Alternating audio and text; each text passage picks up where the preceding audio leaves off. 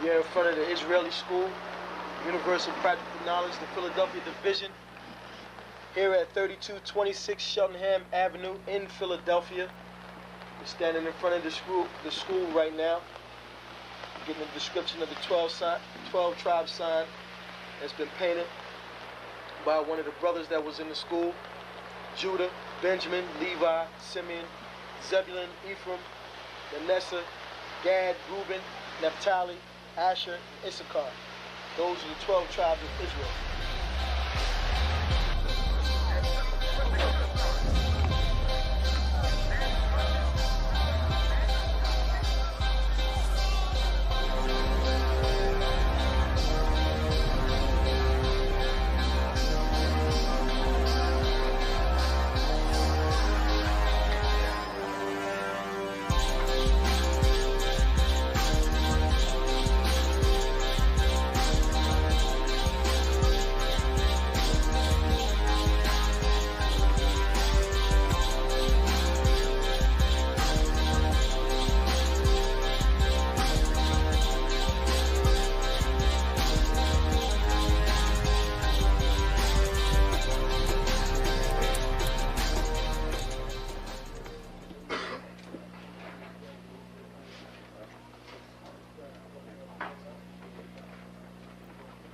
Shalom.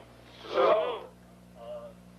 You've been waiting for this day, so this day has finally come. A lot of you have been wondering where this knowledge that you've been hearing is coming from, and the powerful truth that you've been hearing, how this was established. Well, we finally were able to arrange for the priests to come down from New York and spend some time with us. And I'd like to introduce them if I can. These are some great brothers. We're very glad to have them with us.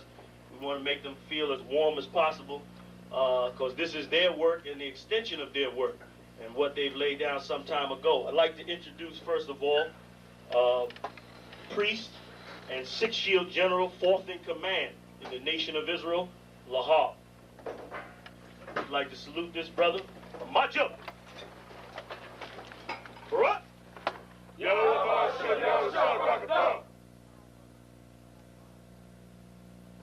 Yeshabim, which means sit. And I'm going to turn it over now to Priest General Lahab. Water, brother.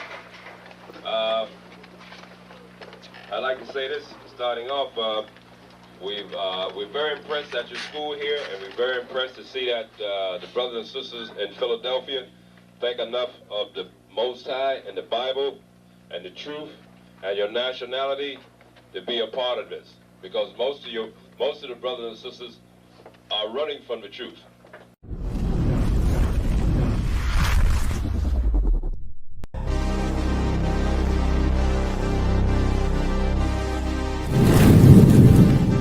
Hey, Shalom, Lord Christ. It's Officer 5000 Jeremiah, the camp leader of Atlanta, Georgia, and I'm here to invite you, Black, Hispanic, and Native American Indian people, to the ISUPK 57 annual Passover, hosted by Commanding General Yohana, the leader of this nation, Saturday, April 4th at the BH Ranch, Houston, Texas.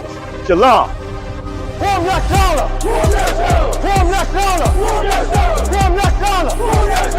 Be there.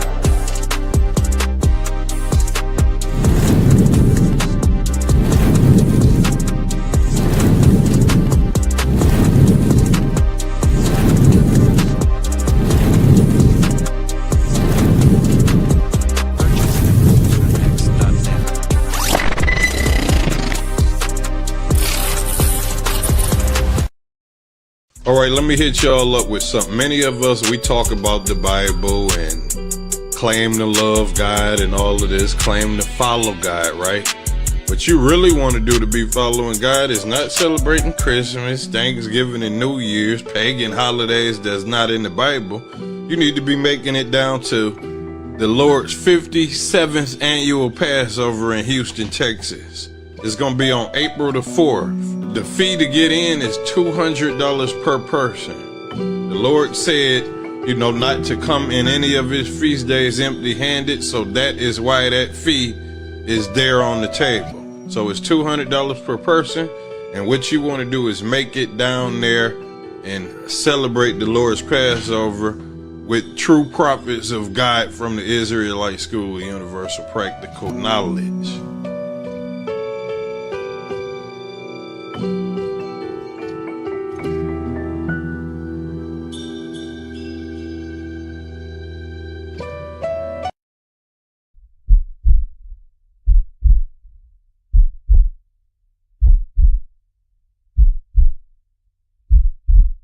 You a black, native, or Hispanic, you need to be at the Lord's Passover. The only Passover is with the ISUPK under Commander Jerry Yohana. Don't let them lie to you. If you out here celebrating this right here, you for sure gotta come celebrate with your people. Alright? The weather gonna look way better than this, and it's in Texas.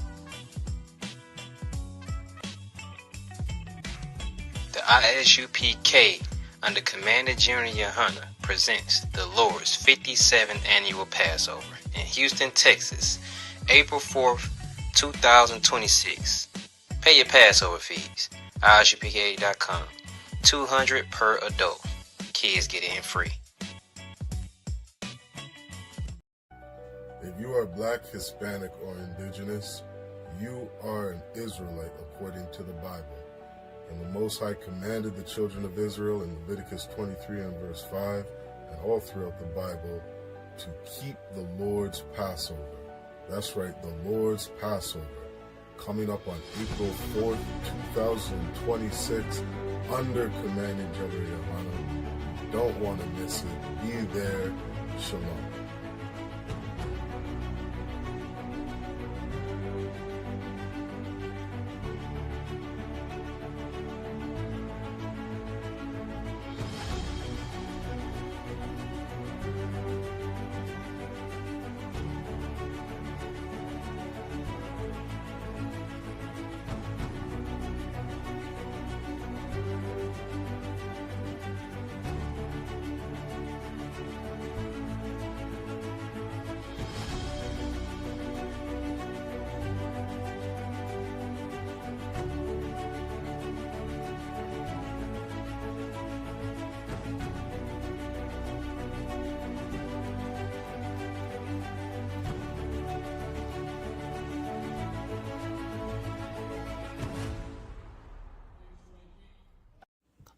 For the low fee of $200, get your Passover fee in, access to the full venue, food, parties, all that.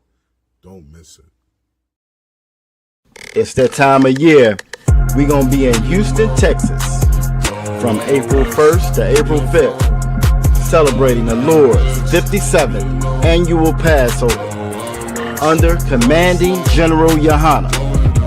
Jam-packed, full of events, line dances, fishing, horseback riding, rides for the kids, bounce houses, and the annual lamb slaughter held at the BH Ranch. And it ain't no party like the all-black party, the annual all-black party. 14149 Player Street in Houston, Texas. You know it's gonna be lit. All leading up to Saturday, April 4th, the Lord's 57th Annual Passover. You still got time. Go to ISUPK.com to pay your Passover fee. 18 and over, $200. You do not want to miss the Lord's 57th Annual Passover. Houston, Texas. Shalom. Shalom. This is to all Israelite groups and all Israelite communities and all breakoffs from One West and breakoffs from breakoffs from breakoffs from breakoffs. No matter what rainbow uniform you wear, red, white, purple and white, all white, it don't matter. You should all treat the ISUPK like your weird, misunderstood Sabbaths. You shouldn't do anything until you counsel with the ISUPK. We'll tell you when and what to eat. We'll tell you who to marry. We'll tell you who to have sex with and how. We'll tell you how to resolve conflicts with your wives. We'll tell you how to resolve conflicts with your kids, your brothers, your sisters, your parents, your friends, everybody. We'll tell you when and how to pray. We'll tell you how to direct your life in a way that's pleasing to the Most High God of Israel and our Black King Yahushua, a.k.a. Jesus Christ. We will be to you instead of a God. Just like the Most High told Moses in Exodus 4:16 that Aaron would be to him instead of a mouth, and he would be to Aaron instead of a God. That's what we'll do for you. It is what you all need, because none of you know what the fuck you are doing. I pray you understand. Shalom. Shalom, shalom, shalom. Yabashimi Ashabrakatah, sir. How you doing? Hey, I'm Tuwab. Shalom. Shabbat. Can you hear me okay? We hear you perfect, sir. Come, most high in Christ. All right. Shalom, Israel. Yabashim Shabbat Thumb. To all the brothers. Yabashim Thumb. Bashim Shabbat. All the sisters. Lord, allow everybody surviving this cold right now. What's it like in Detroit? Is it the same weather over there that it is here? I'm gonna tell you like this. Outcast said it's colder than the polar bear's toenail. Oh yeah, there we go again. Then I looked on the news, sir. They call it the polar vortex. So I looked that polar vortex up. So it said is when the Arctic is warmer than the North Pole. That's when you get the polar vortex. Right. So that's that's the scientific reason why we get it. The Lord wanted to freeze them niggas. That's what I think.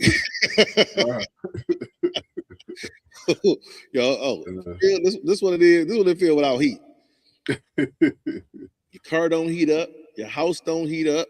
They closing the schools because the schools are too cold for the kids to sit in class. I was just telling my brother the other day, I'm glad they started doing that, because I remember them days where we used to have to walk backwards in this stuff.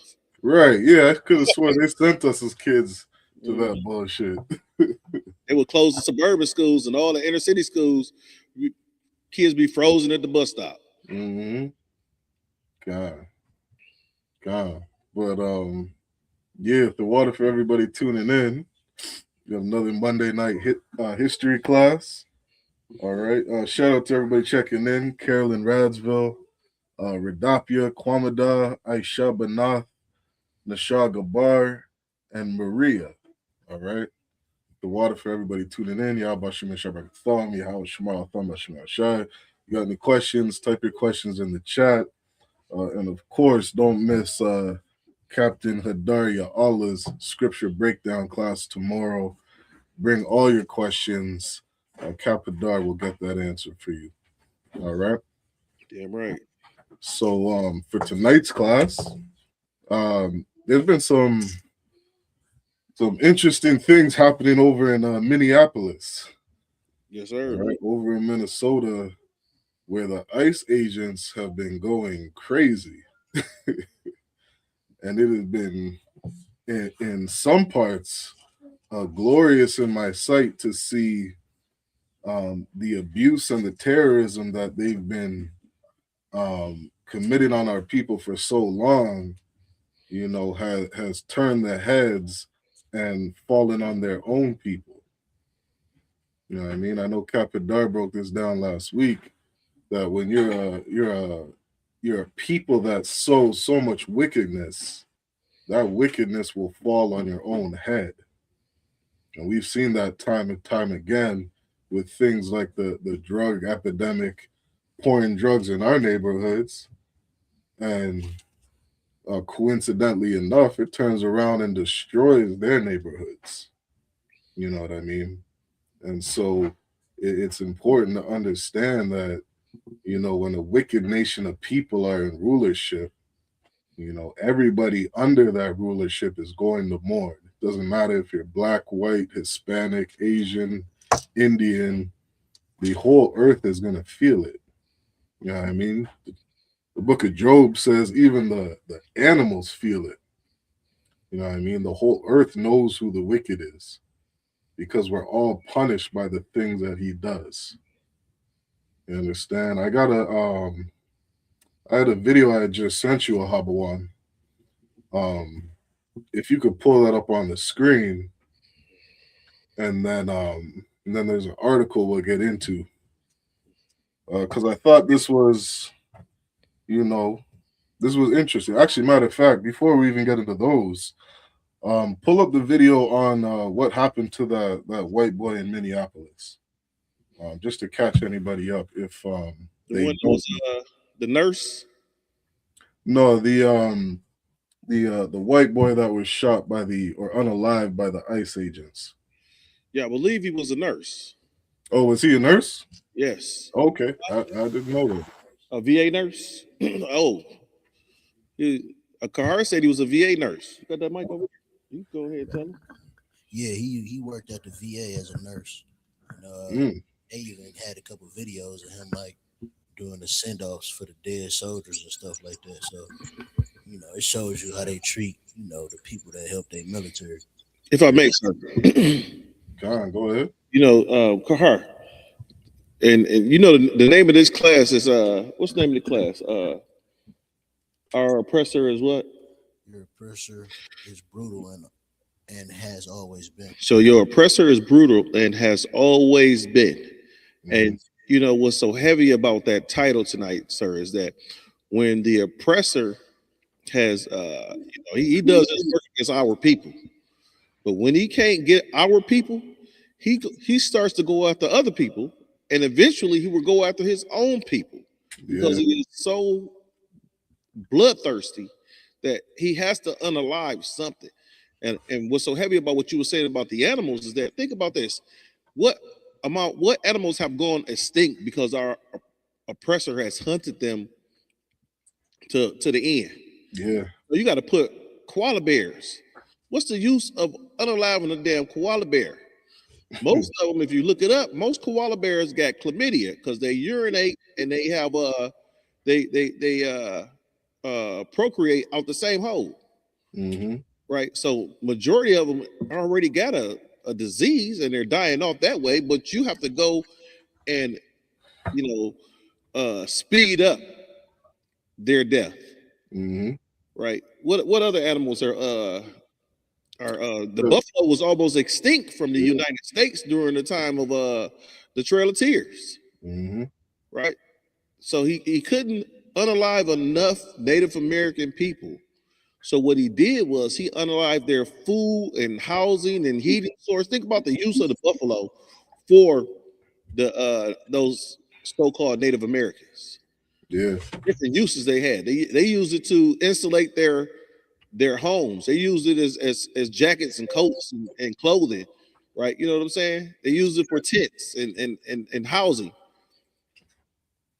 So knocked off, they went ahead and knocked off that source so they could go ahead and drag those people or our people to their deaths. God. And it's funny because so many videos I'll see like videos of white people out in the middle of the ocean catching turtles and washing them up, pretending like they're saving the turtles. You know what I mean? Showing like they have so much love for and care for the animals, but yet in action, all these animals are going extinct. The whales, giraffe, the different cats, large cats and whatever, all these animals going extinct. And it's like by their actions, you truly see who they are. They'll go and hunt the lions for fun. They'll go hunt ivory tusks from elephants and whatever just for fun, just for games. You know what I mean? Which just, again, truly shows the nature of these people. It says in the book of Malachi, I believe it's chapter 1 and verse 4, that Esau is the border of wickedness. And what that means is when you cross into that land, when you cross that border and you enter into their territory, the Lord says you're entering into wickedness. You know what I mean? Like Revelation says, Babylon is a place of every foul spirit. This is where every known evil to man happens. And that's exactly what places like America, every European-run nation is like. It's just a place of wickedness. You know what I mean? So let's pull up that video, Car. I think you can jump to around 50 seconds, just to see what happened to this devil. just been cleared by CNN, and it shows the lead up to this deadly altercation. This is what I want you to take a look at. Of course, this is disturbing video. Let's take some time though and watch this together. Some things to note. As it begins, you see Pretty out there in the middle of the street. He shows up right in this area here. You start seeing him, and he is at one point using his camera. There he is, right there, and he's pointing to traffic, sort of waving traffic through. At some moment here, you see that law enforcement approaches him, and he backs away as they start moving up on him. He is not trying to move toward them. He's backing away. Then you're going to see one of these officers approach a woman near him and really forcefully shove her to the ground right there. And Pretty starts rushing over toward her. Now, they're both getting pepper sprayed at this point. He gets grabbed, and he's taken over to the ground here. I'll point out this is about 15 seconds from when officers turned to him. He's now on the ground. They are on top of him. The officers are all around. And pause that for a second, Ka'ar. Oh, we got the same thought going, sir. Go ahead, please. Because, one of the thoughts going through my mind as I'm seeing this is, just how comfortable these devils feel around police officers. You know what I mean? Like, they're sitting there as all this is going on, and in their minds, they're not expecting a police officer to pull a pistol out and end somebody's life. You know what I mean? And I see so many videos where, I see these white people that are just proud as hell, quote unquote, exerting their rights in front of police officers, not thinking that they're actually going to lose their life. Because in their minds, they believe this place belongs to them. That's why they do things like storm the Capitol. Damn right. You know what I mean? Like, they feel so safe in this kingdom. You know what I mean? When you think of Salakia. If I may, sir. Yeah, go ahead. What's so heavy is that you notice that he's alive right now, right? And they threw him to the ground. And you got about, 5, 6 officers surrounding him? He's alive right now. Come. They threw him to the ground, right? George Floyd was also alive before they threw him to the ground. Mm-hmm. Right? He was also alive before they threw him to the ground. Sandra Bland was alive before the police came. Think about these people were alive before the police came. Breonna Taylor was alive before the police came. Right? They said that police came with the guys who unalived Emmett Till. Police came with them. Yeah. And all this does is, and I'm not trying to jump ahead, but all this does is go right back to the slave patrol, sir. Yeah. The issue is that, these devils is finding out that this slave patrol is against them too. God. They're starting to see that. God. You got some, car? Oh. Yeah, so they have lived so comfortably in this country when it comes to the police and the military authority that you see our people got the hell on. Mm-hmm. Could you please point out a black person?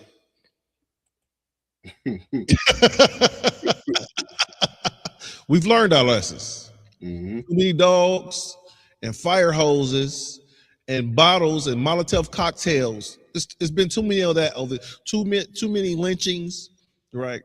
Too many issues like Red Summer.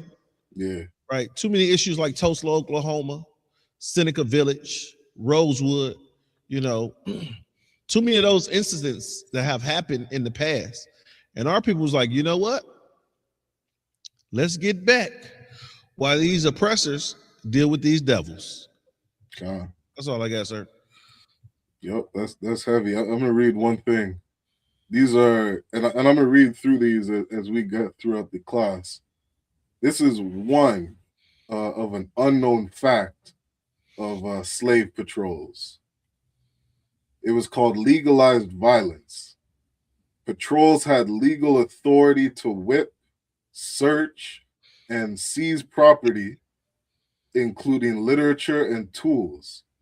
from enslaved people without needing to justify their actions in courts. If I may, sir. Go ahead. Think about the abilities that police and ICE have now. Mm-hmm. Isn't that the same abilities that the slave patrol had? Yeah. If I could, if you could reread those the abilities that they had, and then compare them to today's police force. Yep. They had legal authority to whip. Ain't they whipping this guy ass? Yeah. To search. To what? Search. If you read, go farther in the video, the guy had I think it was a legal CPL carrier, Mm-hmm. and they took his gun from him. Right. And you said to seize, right? They still got his gun. Yeah, and to seize property. And not only seize property, to seize his life. Right? Yep. They took his life. Without a Habuan Mm-hmm. needing to justify their actions in court. Have any ICE officers been arrested? Right? Then on top of that, sir, when the government of Minnesota said that he was going to have the police force to fight back, they said, I wish you would. Mm-hmm. You know, and you know what I wish you would mean in the hood. Yep. F around and find out. Yep. So one of these governments are going, one of these governors are going to test them. They're gonna F around, and we're gonna find out who has the more abilities, the police force in that state or ICE. Mm-hmm. Now, me personally, ICE has weaponry that I don't think the police force has. Think about it. ICE is federally funded. Mm-hmm. Right? The police receives some federal funds. Right? Trump can immediately say, all right, cool. We're going to cut your federal funding. Right? We're going to cut your funding to your weaponry, to your training, to all this. And guess what's going to happen? The police force will starve. Think about it. Just not too long ago, they were talking about defunding the police. Yeah. What is this? That's a federal fund. Yep. You want to play some more, sir? Yep. Let's keep going. Appear to have a weapon in his hand. He doesn't brandish anything. He doesn't seem to do anything. And then all of a sudden you see one agent in the middle there. Look, he turns away, and that's when the shooting begins. One shot followed by, in our analysis, 9 other shots there. We heard from Border Patrol Chief Greg Bovino. He was asked at what point Pretty brandished a weapon in all of this. This was his answer. Ali, this situation again is evolving. This situation is under investigation. Those facts will come to light. This is important because an important detail, because concealed carry is legal. We know from local officials Pretty had a permit. He said concealed carry is legal, right? So they threw him to the ground the same way they did George Floyd, right? Mm-hmm. And then they unalived him with him having a concealed carry permit. Who does that sound like? Fernando Castillo. Yeah, I was thinking the same, brother. You see what I'm saying? Hey, you know what it sounds like to me, sir? It sounds like they're starting to treat their people the way they treat our people. You know, I was to that point when I had seen this. What went through my mind, Ahabuan, is think about what ICE was created to do. They're created to get rid of Hispanics and quote unquote illegal immigrants out the country. If I may, sir, they were supposed, like you said, they were supposed to go get the bad guys, the illegals. Right. Right. The illegals. Now understand, illegal is different from undocumented. Mm-hmm. Right. Undocumented, you can lose your birth certificate and you undocumented right now. Mm-hmm. Right. So the illegals, right? These are supposed to be the people who are committing crimes, right? These are the people who not just committing crimes, harming people, doing stuff like that. Those are the guys that Trump said he was going to get. Remember, he said he was going to get the bad hombres. Right. That was his words. Right. And now the bad hombres. So my thing is, if you're going to get the bad hombres, why are you showing up taking kids out of school? This is a 5-year-old that you're taking out of kindergarten, right? What has this kindergartner done in order for you to, have the ability to deport that 5-year-old, that 6-year-old? You're going to get anybody, because if you continue to look at what's going on, there are American citizens that they're detaining now, in these quote unquote concentration camps. Yes, sir. God. Now think about this, Ahabon. Yes, sir. Now you have white people who are standing up and quote unquote getting in the way of ICE agents doing their job. And in the ICE agent's mind, they're like, we don't love or care about our own people enough more than the hatred we have for Hispanics. that's how my mind was perceiving it. You know what I mean? Because it's like you desire to get rid of these people so badly, you're willing to unalive your own brothers and sisters. You know what, sir? You know what I think, if I may? Okay. I don't want our people to think that these oppressors and these devils are standing up for them, because they're not. Right. Understand is that if that was the case, they would have helped you out with some of their white privilege. They're not standing up for our people. What it is that these individuals that are being unalived, these white individuals that are being unalived, oppose the Trump administration. Right. Sure. And since they oppose the Trump administration, right, their direct connection to the Trump, their immediate connection to the Trump administration is ICE. So they're going to oppose ICE, because I'm explaining it to this. Let me explain this to you, black people. You are 13% of this nation, right? If with you being 13% of this nation, right, and whites are approximately what, 60%, right around 60 plus percent of this nation.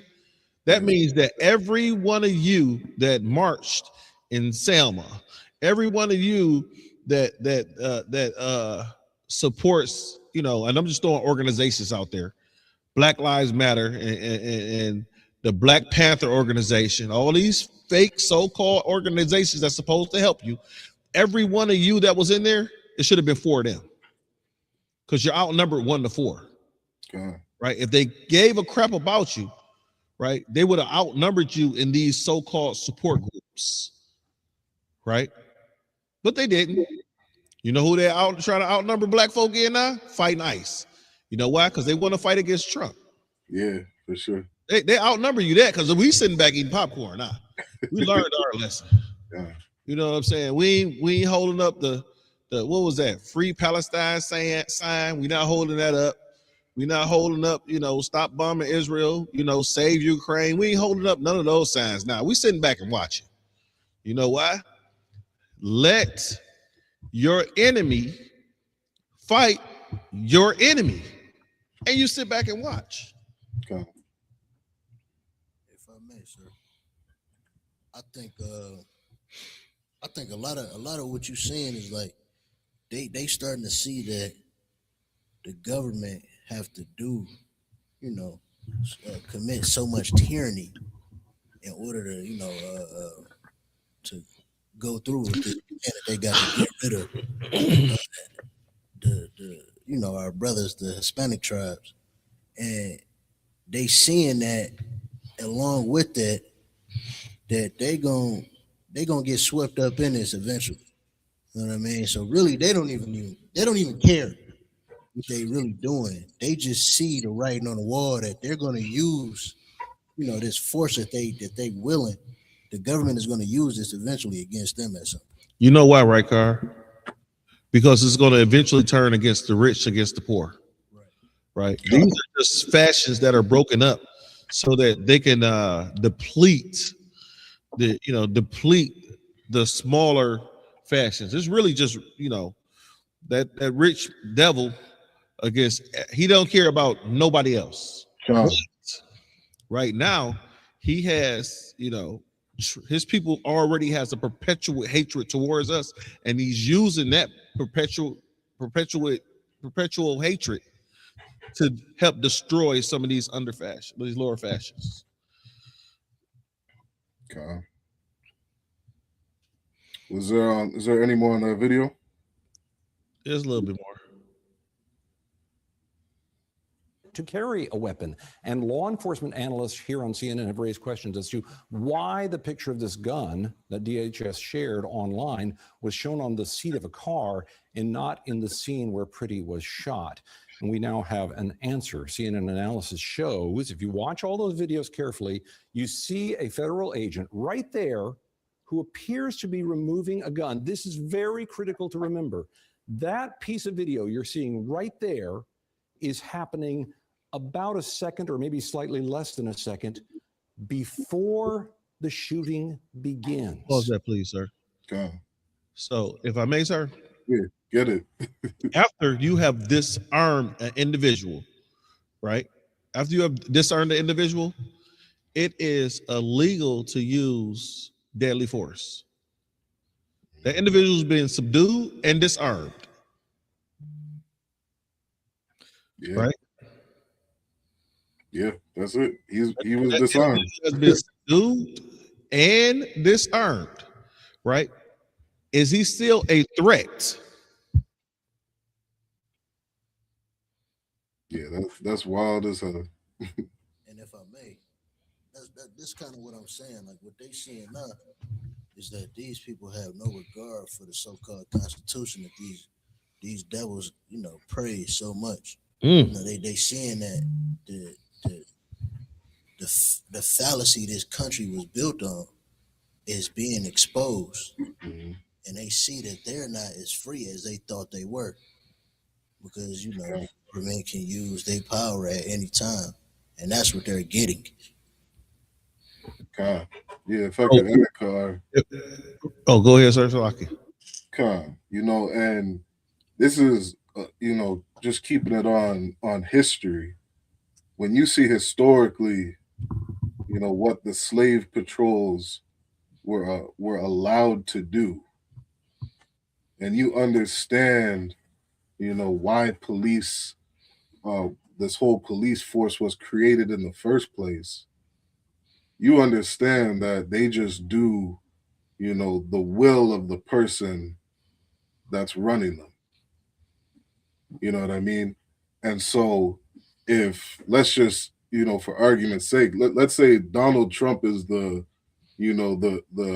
puppet master, you know what I mean, behind this police force, they are going to execute whatever it is he wants. And it was just like back then in the slave patrols where the states would, form these quote unquote slave catchers and just hand them a uniform. You know what I mean? Just like you see with ICE, they get these green uniforms. You know what I mean? You make them look like some kind of organized agency. You give them some 6-month training, hand them a gun, some weapons, and you say, go and do X, Y, and Z. You know what I mean? They are well above the law. You see it with Donald Trump. You can be a felon and still be president of the United States. You know what I mean? This place is not a law-abiding place. It is not a civilized society. You know what I mean? That word civil means to have law and order. You know what I mean? A place that abides by certain laws and standards. This place does none of that. Absolutely none of it. you'll swear on the Bible at a court. You know what I mean? Saying you're swearing before God to tell the whole truth and be some upstanding person. But meanwhile, you're just living filthy as hell. If I may, sir. Yeah, go ahead. You know what's so heavy about what you just said? A couple of things. One is that perjury. Mm-hmm. Perjury is when you lie in court, right? When you're sworn to take an oath and you lie about your testimony. Yeah. First thing you have to do is they tell you to put your right hand on this Bible, and they don't believe anything inside the Bible. Right. Right. Think about it. They told you Jesus was white. Right. They told you. Okay, wait till that go past. They told you slaves obey your masters, and you will go to heaven. Mm-hmm. Right. One thing I want to pull, I got an AI overview of slave patrol, sir, if I may. Okay, go ahead. So it says slave patrol originated in the British American colonies during the late 17th and early 18th century. Formerly started in the South Carolina in 1704 to manage, terrorize, and prevent rebellions among the growing enslaved population. Hear what it said, the growing enslaved population. These often considered the first district America police systems function as patrols to catch runaways, enforce curfews, and search for illicit gatherings. If I may. What that sound like today? That is, and like it just said, that is the first police organization inside of America. It was slave catchers. You know what I mean? A lot of people, they might already know that history. For those that don't understand, this is the beginning of America's police force. You were saying something, Hawan? The term paddy wagon developed from the term paddy roller. All right. And just like the paddy wagon, these were the vehicles that they used during that time to catch, the runaway slaves or, and throw them into the back of that paddy roller. Mm-hmm. Right. And they would chain them inside the back of that paddy roller. What do? They chain you in the back of these paddy wagons. Mm-hmm. Right. It's the same thing. It's the same concept, right? It says the system of slave patrol was rooted in the need for the South colonies to maintain a strict social order, with many of their methods directly influencing the development of modern policing in the United States. Now, this is not what we're saying, right? This is documentation upon documentation. We pulled this information off the internet. And your sweet devil hands wrote this internet. And you said that the system of slave patrol was rooted in the need for the South colonies to maintain a strict social order, with many of their methods directly influencing the development of modern policing in the United States. Okay. I was when I thought on this topic, I was originally, gonna show a quick video of college history college professors in the States speaking on what these slave patrols were. Because a lot of times our people, they're not going to believe it from us, but if they see a white college professor in a suit and tie, breaking down that these slave patrollers are the police today, you know what I mean, or the foundation for it. I knew people would be more inclined to believe it, but because of all the information that's coming out, this information isn't necessarily so new for everybody to hear. With everything that's happened, you see things like what happened to George Floyd, and people start looking more and more into police brutality, the internet's flooded with this information. Yes, sir. You know what I mean? This isn't hidden information. You know what I mean? The police force that you see today is without a shadow of a doubt, historically built off of racist ideologies. If I may, sir. Come on, go ahead. Would you like to hear the slave patroller's oath? Yeah, let's get that. It says, I, the patroller's name, do swear that I will search for guns, swords, and other weapons among the slaves in my district, faithfully and as privately as I can. Discharge the trust repose in me as the law directs, to the best of my power. So help me God. This is the North Carolina Slave Patrol's oath.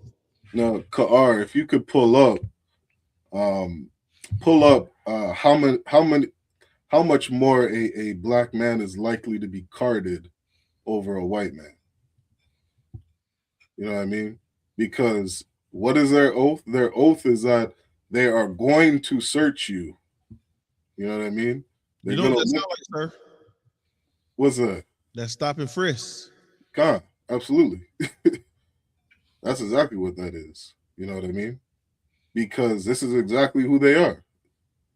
You know what I mean? And they'd love to present themselves to be as a nation that is no longer racist. A nation that it just had slavery in the past. You know what I mean? These things don't exist anymore. But yet we can see statistically, like I always find it interesting. Like, you would think that because this place is quote unquote progressing and getting better, that black people aren't being carded as much in 2025 versus 2010. And in 2010, it should have been better than the 2000s.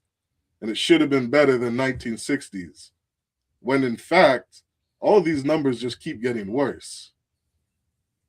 These being stopped and frisked and carded and incarcerated. The incarceration of blacks, Hispanics is out the roof. You know what I mean? I think, man, you look at the statistics of the women incarcerated in Canada.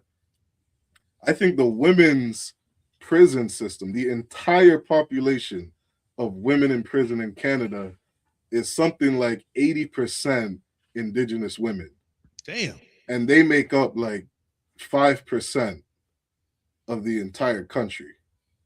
It's absolutely ridiculous. The women's prison system was built for Indigenous women in Canada. The numbers are so disgusting. But sounds like a reservation. Yeah. Go ahead and read some of those numbers, Carr. I wanted to see what you pulled up. Kind of say black men are disproportionately subjected to police stops, searches, and requests for identification. It says traffic stops. Data from specific jurisdiction show stark differences. For example, in San Francisco, black drivers have been found to be 4.4 times more likely to be stopped by policemen than white drivers. You're gonna get pulled over because you're black. 4.4 times more. That number is low. I usually hear like 6 times, 7 times. Damn right. You know what I mean? But 4 times every. So what is that? Every 1 in 4 drivers. So every 4 drivers that roll through, a black person gonna get pulled over. Yeah. Think about the different ethnicities that are in the United States, right? Mm-hmm. So we're 4 times more likely to get pulled over by the police, and this is what's that, black men, right? Mm-hmm. That's black men. Think about it. It didn't do black people in general because the numbers will go up higher than that. You understand? It's just said black men, right? Mm-hmm. Black men are 4 times more likely to get pulled over by the police than White, if I may, sir. Yeah, go ahead. That brings me up to Kahar and myself. We went out the other night, right? Right? And as we're driving down Michigan Avenue, searching for a bar in Southwest Detroit, we was on a Latina search. But seriously, sir, we looking for a bar in Southwest Detroit. Okay. As we read past some police officers, they had somebody pulled over, and another police officer was around the corner, just sitting in the middle of the street. As we read past, the dude hit us with the flashlight. Hit us with the flashlight. The bright light on the bright one, yeah, which could cause it's dark. So with that brightness of the light, when he shined in your face, car was driving. He could have lost control of the vehicle. Yep. We're blessed that he's an excellent driver and the Lord was with us, right? Because think about it, it's been snowy all weekend. Yeah. So imagine if you shine a light, he do a little jerk, hit an ice patch. You never know. We parked in the building now. Yep. So after he shines the light on us, then we're driving past. I'm like, car, we just missed the block where we supposed to turn down. So we're set up. You got to loop all the way back around to come back. These dudes followed for about 5 minutes. 4 turns. Well, hold on. 1, 2, 3, 4. 4 turns. And then pulled us over. Right?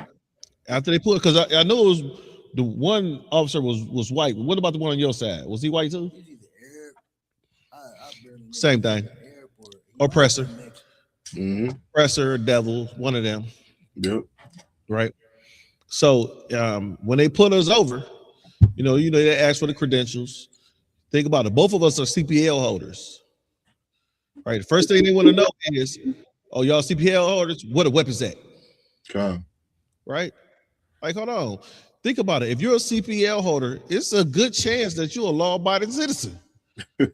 Right. That right there. If I was a police officer and I pulled over some gentlemen in the car and they say we got CPLs. All right, show me your CPLs. You hand out your CPLs. My level of anxiety go from here to here. Yeah. Because these guys right here, you know, of age, they CPL holders, right? So they haven't done any crimes that would prevent them or allow them to obtain a CPL. So what makes me think that they're going to do something now? Yeah. You know what makes you think that? The pure level of devil that runs through your bloodline. Right? The perpetual hatred that Esau has against his brother Jacob. Yep. That is what's going to have that guy think that, hey, these guys are going to do some crazy stuff. But like I said, the Lord was with us. We showed him our credentials and everything. And then he said something stupid. He asked Kahar where his weapon at. He says in the where was it at? Inside of the door. You know, so it was one in the door, one in the back seat, one in the trunk, you know.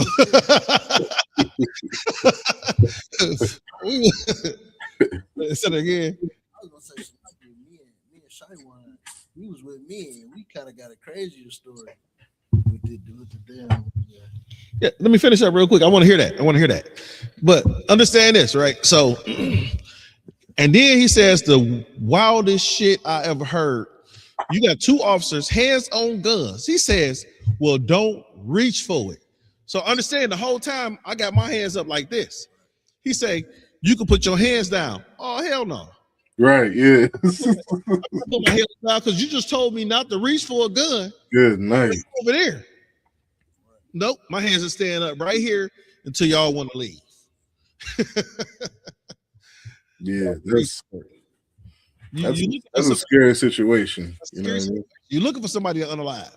And that's, you know, I'll just say to that one thing, you know, this is why I thank the Most High for the UPK. You know what I mean? All jokes aside, because without the training, you know, of being in the UPK, you know, you may have put your hands down. You know what I mean? You would have been another statistic. You know what I mean? Just another brother getting shot because I told him not to reach. You know what I mean? And it's like they just looking for any reason, to take another brother's life. You know what I mean? Especially, shoot, it's late at night, it's dark. You know what I mean? They'll come up with any motherfucking story. And if I may, sir, understand this is that with me being on the passenger side, I could have told him, like, I could have argued with him, right? Like, hey, I don't got to show you shit.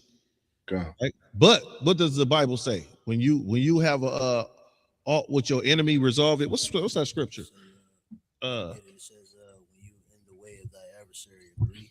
Yeah, when you in the way of thy adversary, agree. God. Right? Understand? Yep, whatever you want. Because I used to be that before the UPK. I used to be that nigga that's gonna argue with their ass. God. Right? I know my rights. Blam. And yep, you on the slab now. Yep. Yeah, put out scripture for me, please. Matthew 5:25. Agree with thine adversary quickly, whilst thou art in the way with him. Yes. And it says quickly. Quickly. And guess what I did? Give me. All right, I got you, sir. You offered it, actually. Huh? You didn't even ask for it. You offered it. No, I say, oh yeah, you know. As a matter of fact, when he came over there with the light and the what's name, like, hold on, you got his, you want mine too? You want to know who I am? I'll let you know who I am. Yeah, that's heavy. All right.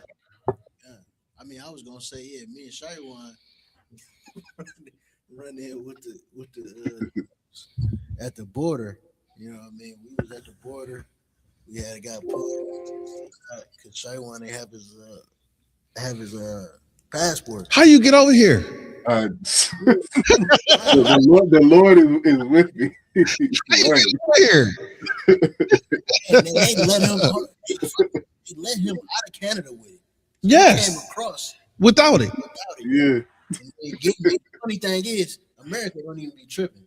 They let him in, no problem. But the Canadians, where he from, was giving him problems.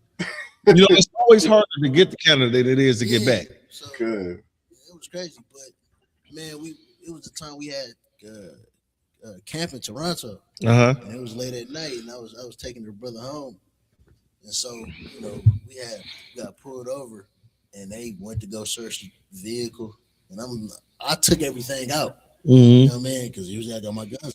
Took everything. Yeah, when you cross the border, you can't. Hey, look, black folk, don't take them guns across them borders. Don't do that at all. And make sure you got magazines out of there too, because I left a magazine in my car. I've done that before. That's why. And when you run through that scanner, I think they can see it, and that's why they pulled you over to the side. Well, I don't know, maybe, but when they found it, you know what I mean? It was every question imaginable, like, and it just looked so bad.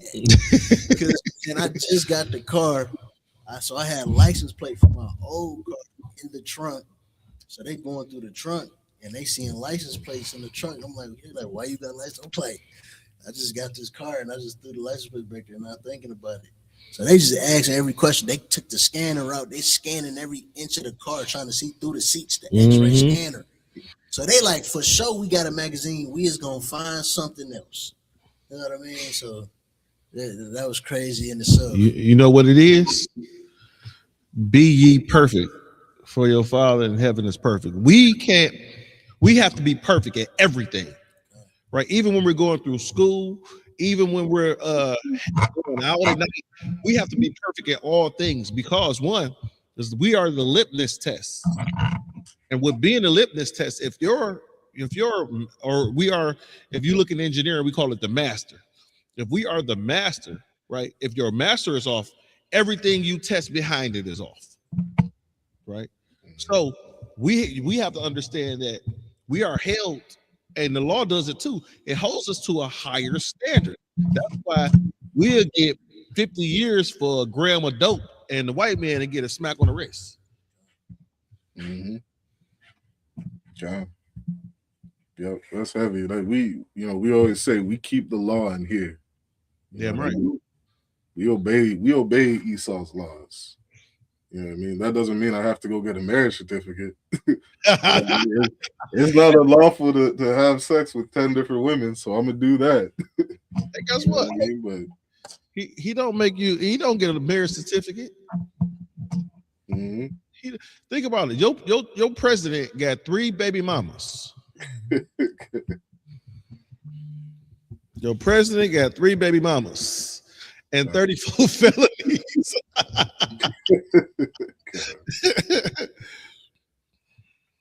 God. There's an article kind of on this. We're going over some statistics. Do you see an article from the Lancet? While he's looking for that, sir, I want to read 2 more paragraphs of this. Oh yeah, go ahead. It says slave patrol continued until the end of the Civil War and the passage of the 13th Amendment following the Civil War. Think about this. People say the Civil War was because the North was against the South and all this. No, the Civil War broke out amongst devils. Think about it. The Civil War broke out amongst devils because you wanted to be free. That was the only issue that they had. Your ass, your black self was the only issue that caused devils to go up against white folk. And then, let me say this, devils to go up against oppressors. Right? The Civil War. Right? It says, during Reconstruction, following the Civil War, during Reconstruction, slave patrols were replaced by militia-style groups who were empowered to control and deny access to equal rights to freed slaves.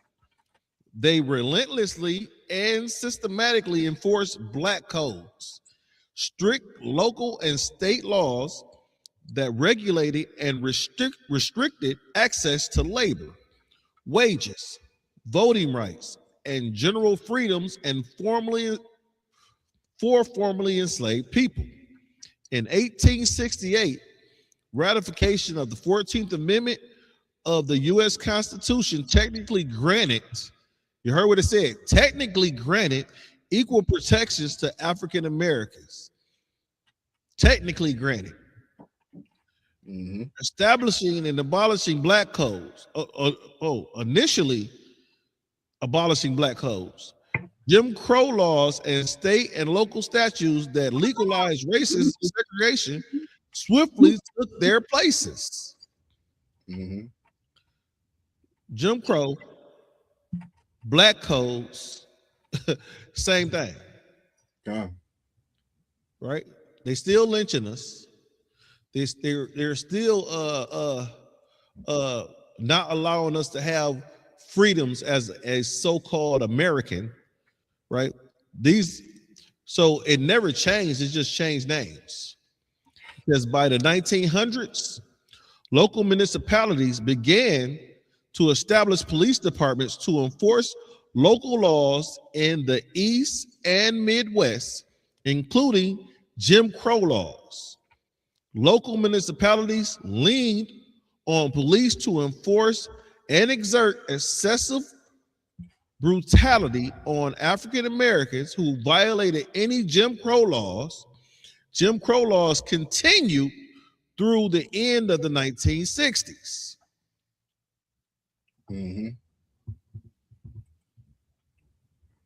Yep. Something you said in there that was heavy, Habawan. It's also understanding, because you had said like this still goes on today, understanding like what a lynch mob was.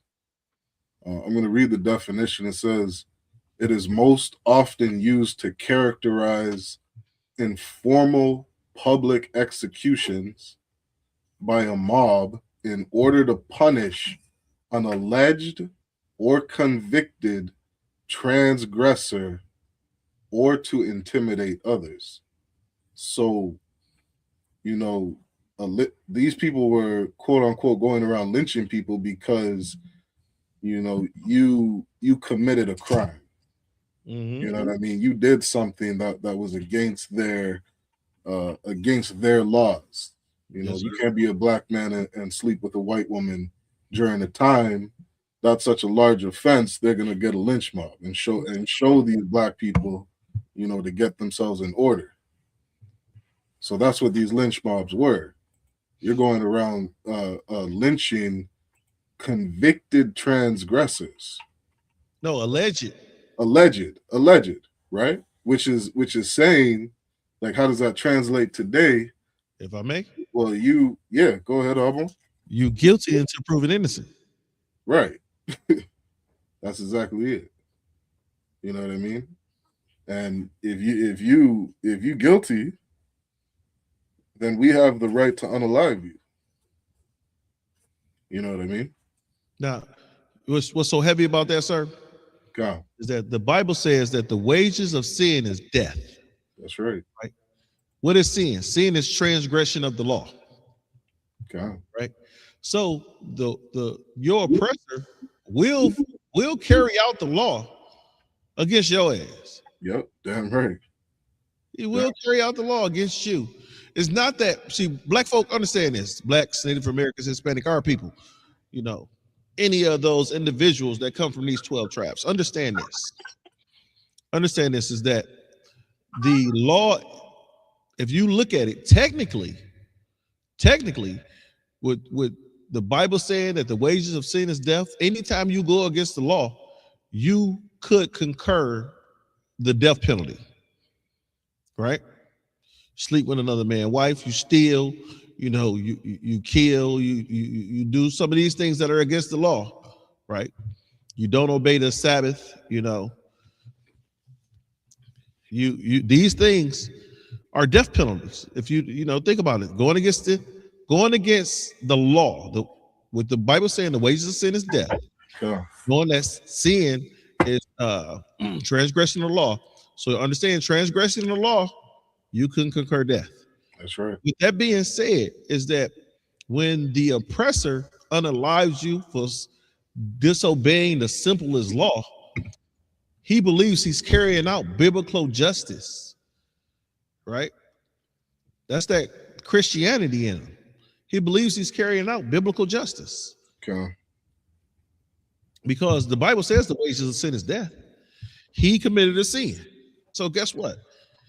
You're not one of his people, so he must unalive you. Yeah. Right. So his bloodlust kicks in and be like, oh, wages of sin is death. He committed a sin. It's time for him to die, to be unalived. But you said, hold on.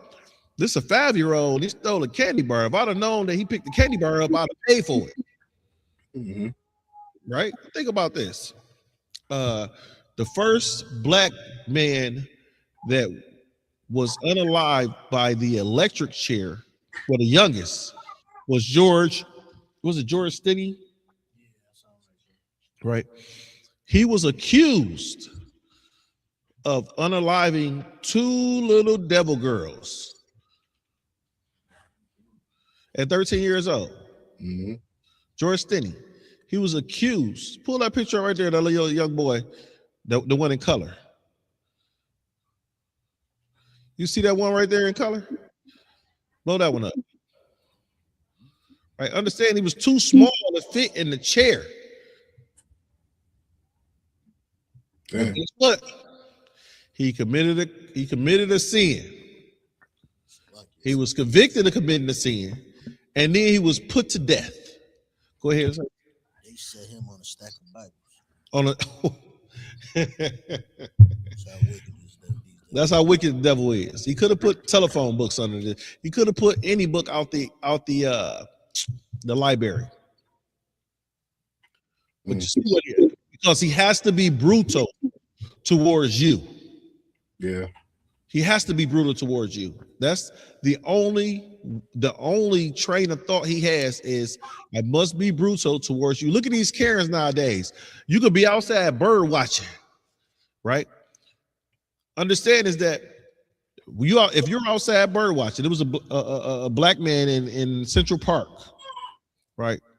Which I call Seneca Village. It's a black man in Central Park bird watching. He's out there bird watching, and then it's a oppressor woman. She sees him bird watching. She has a little dog with her. She calls 911. Do you got that video? If you can find that, that'd be great. She calls 911. She's damn near strangling the dog because she's trying to get him to basically stop bird watching. Like her word is any type of authority. God. Yeah, she's trying to get him to stop bird watching. How dare you? And then she calls the police on him. Amy, that's her. That's her. Hey, look what she doing to the dog. Damn shame what she did to that dog. Sir, I'm asking you to stop. Please don't come close to me. When this video of Amy Cooper calling 911 went viral in that up on the screen. African American man. Hold on, pause it right there before we get into it. Understand, is this right here? Is this man is Cooper calling 911 is so-called threatening her life. Go ahead. Stop. Sir, I'm asking you to stop. Please don't come close to me. Oh, I saw this. Of Amy Cooper calling 911 went viral in May. There is an African American man. I am in Central Park. He is recording me and threatening myself and my dog. It fueled already heightened racial tensions in the U.S. and would end with Cooper losing her job and facing charges herself. I'm being threatened by a man in the Ramble. Please send the cops immediately. This morning, prosecutors say Cooper actually called 911 twice, the second time falsely claiming she was assaulted. A detail disclosed for the first time in a Manhattan courtroom Wednesday, where Cooper was formally charged with one misdemeanor count of falsely reporting an incident. You hear about birds right there. Why did not Peter kick her ass? She was choking the hell out of that dog. Lucky they did get on her. Yeah. White people was on that dog. Yes, they own her because of the dog, not because of the nigga. Hey, we locking you up, white woman, for choking that damn dog. Yeah. Right? But hold on, wait. She's choking the hell out of the dog. Mike Vick went to jail because some people was fighting dogs in his house. You see that? And then he did. What did Mike Vick do? 5 years? Lost millions of dollars. Millions of dollars. You see that? When we do the same, when we do something similar to what they do, our justice is quick. Yeah. It's fierce. This is their heaven. But the tide shall turn, according to Revelations. What you saying, sir? No, that's heavy what you bringing up. You know what I mean?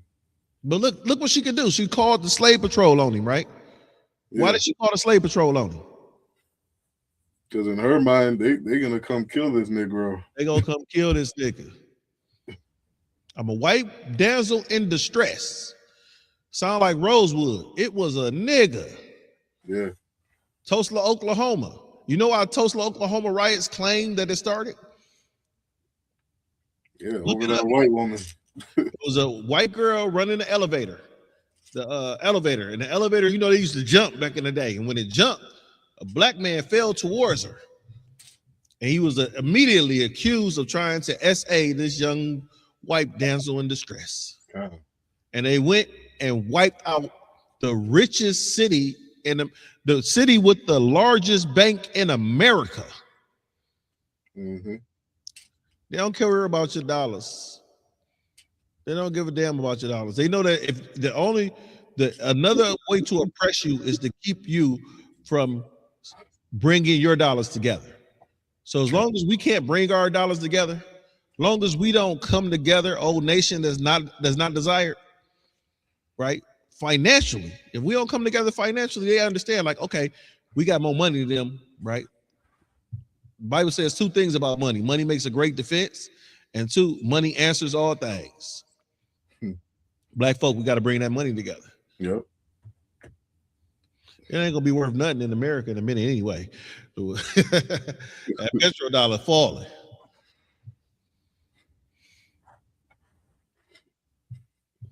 FYI, gold is over $5,000 an ounce. Grab that grab that article for me, Car. Jump down to the introduction. Down. Yep, where it says introduction. Yep.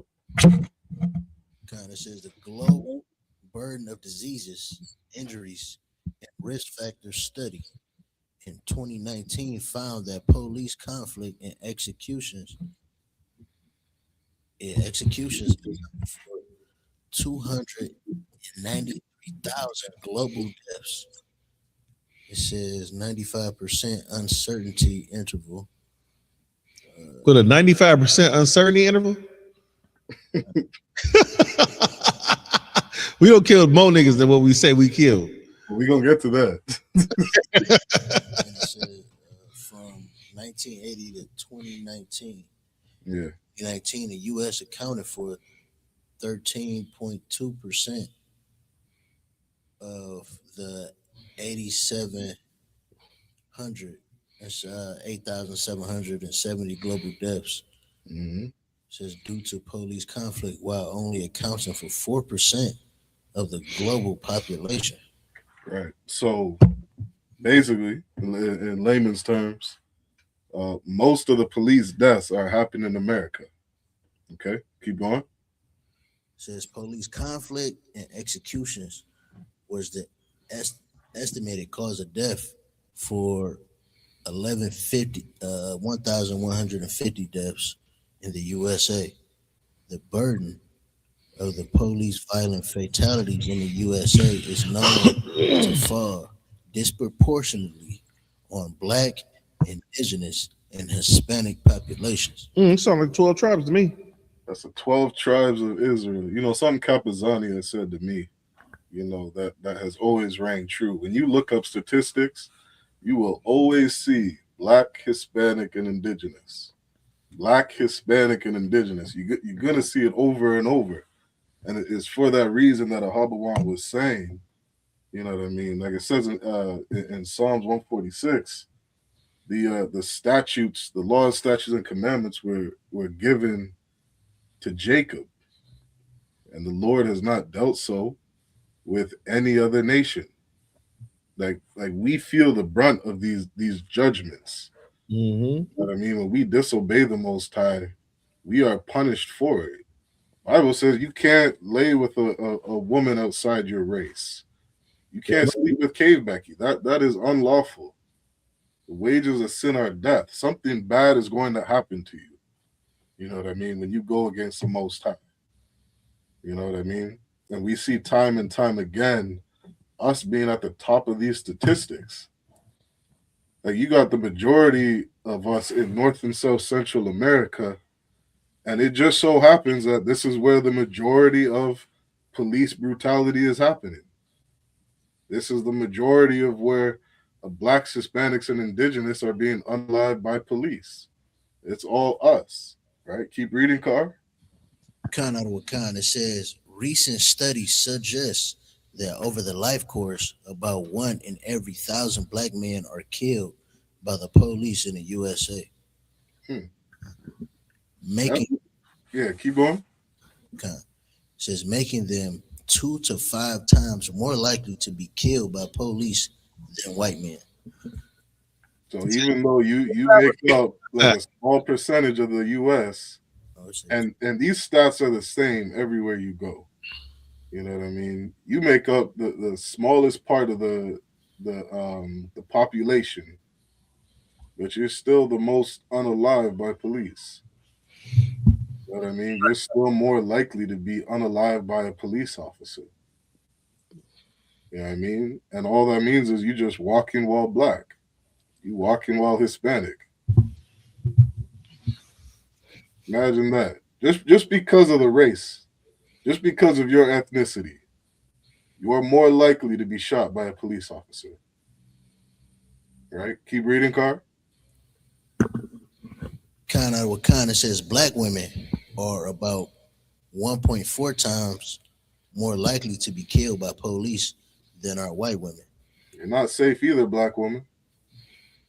You know what I mean? How many times we see Black sisters being unalived? How many times we see Indigenous sisters being unalived? Hispanic sisters being unalived? It happens over and over again.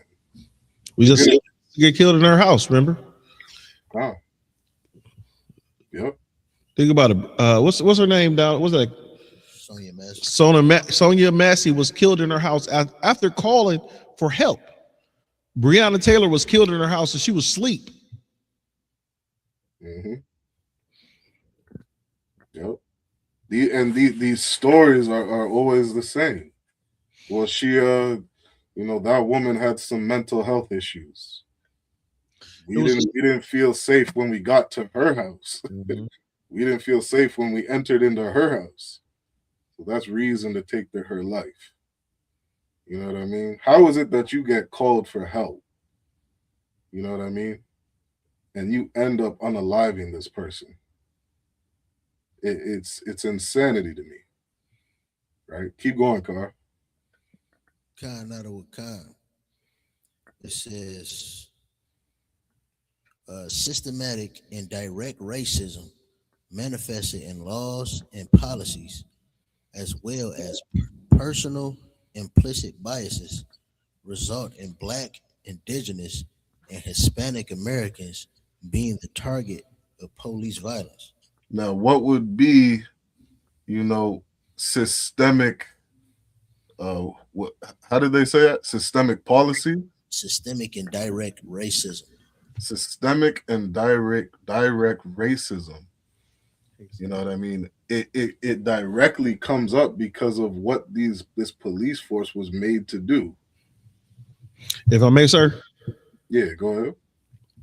Institutional racism, also systemic racism, is a form of institutional discrimination based upon the person's race or ethnic group, which is realized with policies and administrative practices throughout an organization and a society that gives unfair advantages to an ethnic group and unfair or harmful treatment to another group.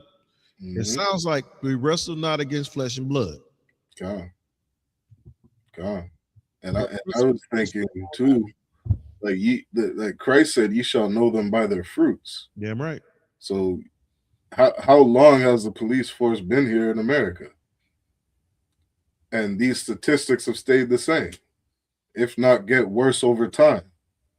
So it's like you clearly see at its root, there's something that's off. You know what I mean? In its inception, there's something that's off. And what is the inception of the police force? It's, these slave patrols. That's what they were created to do. So why else are you gonna get a different result? You know what I mean? That's why you'd have to tear down the entire system. You know what I mean? We pray for the destruction of the armies. We pray for the destruction of the Navy and the SEALs. You know what I mean? This infrastructure has to be destroyed because it's rooted in the hatred of Blacks, Hispanics, and Indigenous. Keep reading. Oh, go ahead. So I looked up the definition of insane.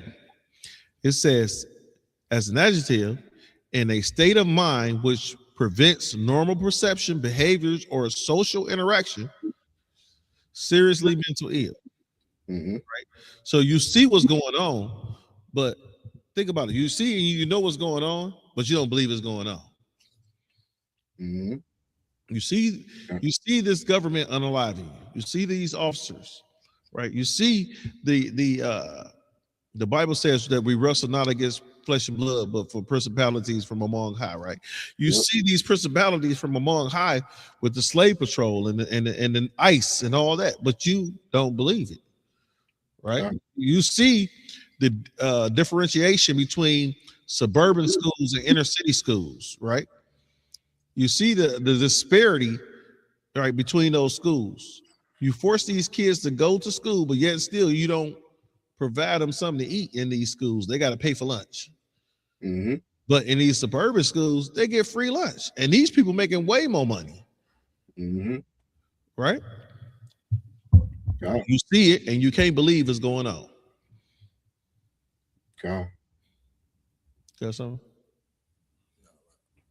You good? Okay. You could pull up that other video, Car. on let me see what it was called. If I may, sir, I want to see some more ass get whooped. I want to see them. I want to see them beat themselves up again. Pull up the police violence against Latinos. There's a YouTube video. And started at what's that minute? Started at 3:30, 3 minutes and 30 seconds. Mm. You know, because Ahabawan also pulled up a point, you know, in what we were reading. You know, these were just saying these are the quote unquote alleged or supposed numbers. You know what I mean? Because what we've also come to find out is that you would think that these numbers are just, oh, you're 4 times to be pulled over by a black man, because you're black over a white man. These numbers are not true at all. You know what I mean? You sent me that, sir. What's that? You got it, sir? I don't think it's. Could you please resend it? I don't think I have that one. Police violence against Latinos. Yeah, please resend that, sir. Is that the one where they arrested 2 U.S. citizens, the Latino brothers that was in the? No lie, I just sent it to you.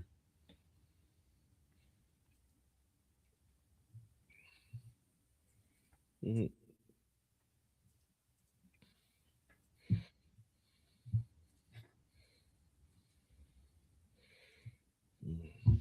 All right, we got some more check-ins. Shalom, Maria, and Princess Noah, and Sister Kalaya Yaquar.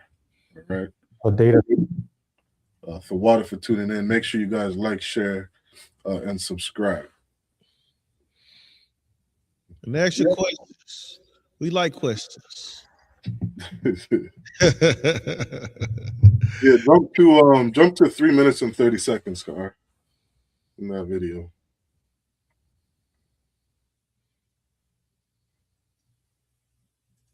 Just in broad strokes, what is the database? What's the work that they're doing? And what's a little bit of what we're going to see?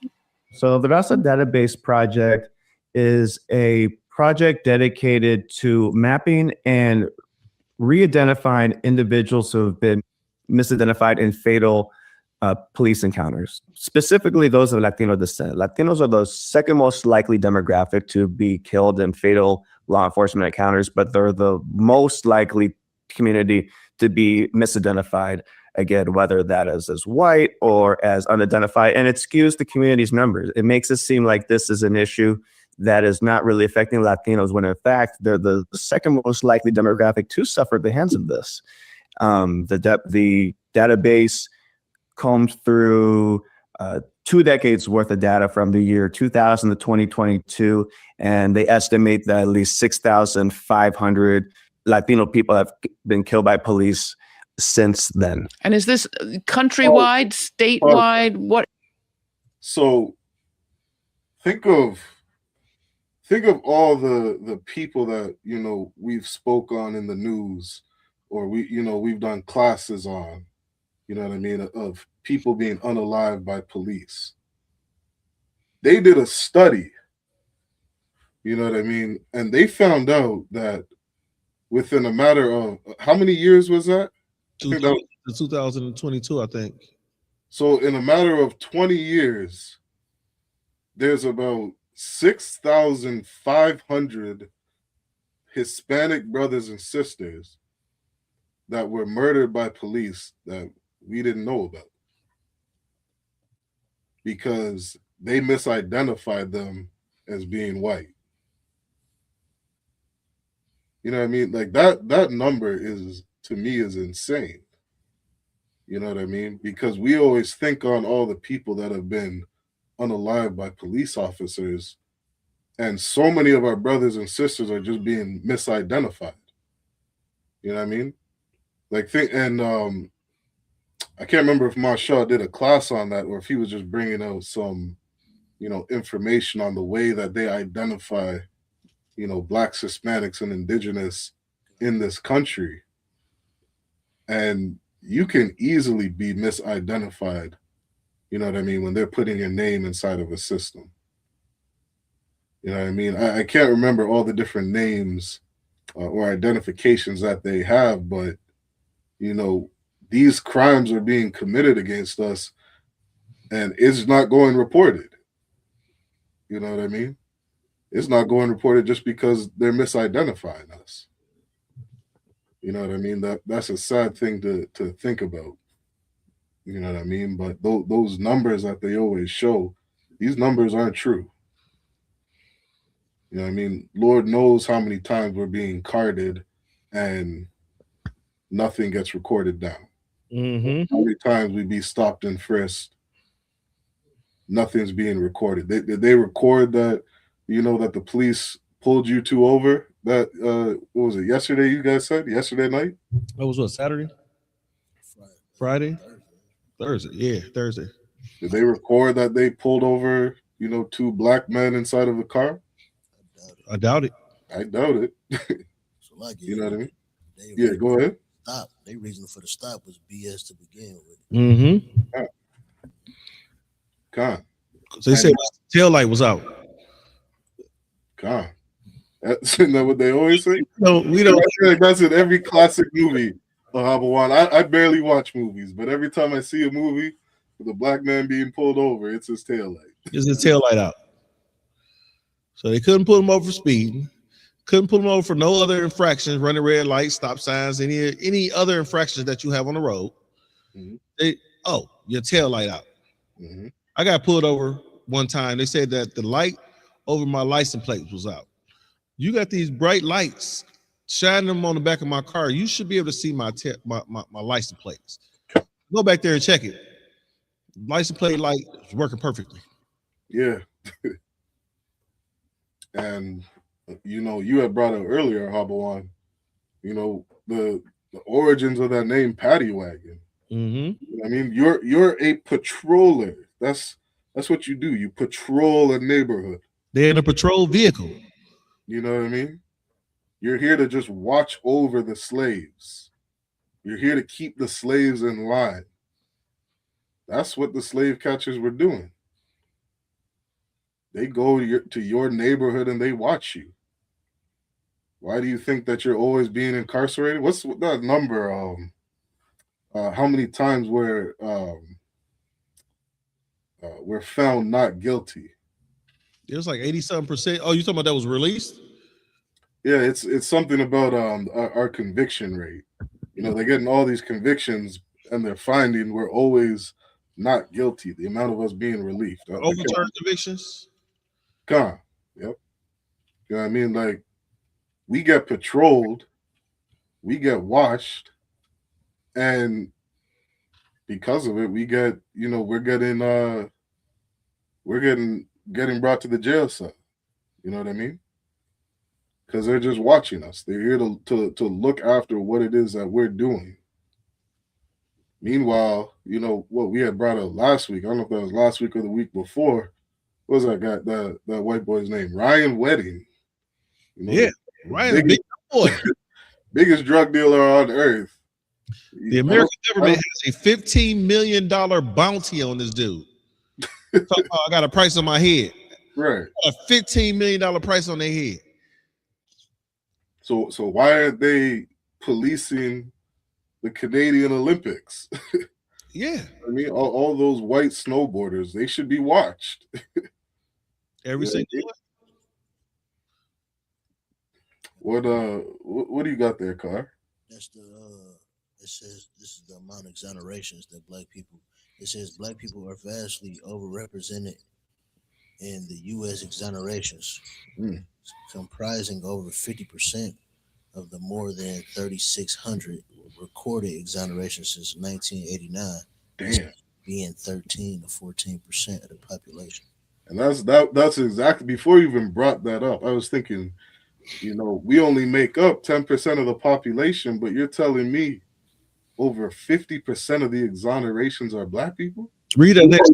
Say black people in America, black Americans. It says as of 2022, black Americans were 7 times more likely to be falsely convicted of serious crimes and 7.5 times more likely to be convicted of murder. Now, understand this: with black people being falsely convicted of murder more than 7.5 times, that means that somebody else committed these murders. That means that you have locked up a black person, and there's a good chance that a black person didn't commit that murder, commit that murder. Right? So if you falsely convict an innocent man, the actual unaliver, the criminal, is still walking this earth free. You know what that reminds me of, sir? The Rosewood. Think about this. Even in the movie Rosewood, they knew that she was the white woman that was that said that she was SA'd by the brother. The whole community knew she was a hoe. Right? They knew she was a hoe. And then at the end of the movie, after they had unallowed all these brothers and sisters, they say like, man, you know your wife a hoe. Damn. Right? You know, they done went through and unalive all these brothers and sisters for a hoe. Pale face hoe. And you know, I wanted I got to put a class together on this because there's a story of a lot of 12 and 13-year-old boys from the cities inside Canada, like inside Toronto, and they're going as far as like 20 hours up north in the trap houses to sell drugs, and winding up committing a lot of the murders inside Canada. You know what I mean? That they have this what they would call like an epidemic of 12 and 13-year-old black boys unaliving people in Canada over different drug disputes or whatever. And people keep asking, like, where are the adults that are giving these 12 and 13-year-old boys, all these drugs and all these weapons? If I may ask a question, sir. Yep, go ahead. How are the firearm laws in Canada? Right, because down here is you over 18. Depending on what state you're in, you can get a firearm. You got to be 21 to buy bullets. Right. So if you can, and understand this, you got 18-year-old buying guns, 20-year-old buying guns, and they may give it to their 13, 14-year-old nephew, whatever, right, cousin, little homie, right? But I thought Canada was a place where the gun laws were much tighter and much stricter than the American gun laws. Yeah, they're definitely a lot tighter and a lot stricter. You can get shoot, I'm not even sure what's legal right now. I think you can get a pistol after you get some licensing. But it's a lot more rare to see a lot of guns in Canada. What most of the gangs are using now in Canada are what they call ghost guns. 3D print. Yeah, that's really big in Canada right now. But with 3D print, you only can use them a few times. They overheat and stuff like that, depending on what type of firearm you're using. Okay. It's plastic. Okay. Or some type of poly material that is really, when it comes to heat, it doesn't hold up too much. Okay. Yeah, that's what I hear they're using. Yeah, I mean, but again, it speaks to just the numbers. You know what I mean? What are the numbers truly of how much we commit crime? You'll come to find out we are not the criminals. I mean, think about that. That number is insanity. Over 50% of exonerations. So lucky, sir. Come on, go ahead. I pulled up the racial demographics of Canadian prisons, and it says key findings in this AI overview. It says overrepresentation. Indigenous adults are nearly 9 times more likely to be incarcerated than non-indigenous adults. Mm-hmm. You know, it says indigenous people represent 29 of the federal offender population, with up to 49% of federal incarcerated women being indigenous. There you go. That's what that number was. 49%. Look up the population of indigenous women. The percentage of indigenous women in Canada. I knew the number was something insane. It said 49%. What did I say? I said like 80% or something. You know what I mean? But that it says 50%. Could you imagine that, a Hobble? 50%. That means that every other woman in Canada, indigenous woman in Canada, is in a federal institution. God. And it says, according to the 2021 census, approximately 860,265 indigenous women and girls live in Canada, representing about 4.9% of the total female population. Now, what? 4.9%. You got to think about that number too. If there's what, 800, what did I say? 800,000? God. So you probably have like 600,000, who are actually women. Yeah, you know. You know what I mean? Who can actually go to these prisons. And you mean to tell me that every second woman in the prison is indigenous? God, that's crazy. Like, I don't know if anybody could really fathom that number. You know what I mean? I don't talk about this, these statistics enough. And again, even think about this, like we're just reading. Think of how many of these women are misidentified as being white. Yeah, it's all new to us. Because you got to understand, this is that there's probably a good 15 to 20% of these women that are locked up, and they're misidentified. Mm-hmm. Right? So the 9 times out of 10, it's a higher statistic than what we're seeing. Mm-hmm. And don't just let me add another thing. Uh-oh. That's just indigenous. Yes. What about Hispanic and black women? So if 50% of the women in prison are indigenous, right? So that means that our people makes up, anywhere between 70 to 80% of the individuals in jail of the women population. We make up the whole jail. We already know that we make up 90% of the population in prisons over here in America. Mm. Well, I'm exaggerating. It's probably like 89. So like, I think with both black and Hispanic, I think it's about 60. So. About 60%. Okay, it's still over half. And with blacks and Americans, we don't make up. With blacks and Mexicans, don't make up 50% of the population in the United States. God. Like these numbers follow us all over the world. You know what I mean? Don't matter if we're in the UK, Canada, South America, North America, wherever it is. You know what I mean? This is what we have to look forward to. You know what I mean? This is a problem inside of our community. You know what I mean? This is something, that we really need to be aware of. You know what I mean? Think of all the causes of why we go to these jails. You know what I mean? Like General Yohana was bringing out, being a gang member just because you're raised by a single woman. Mm-hmm. These are issues that we have to solve. You know what I mean? These are real issues, that we got to solve for our community, because this is real hell. You know what I mean? This is absolute hell.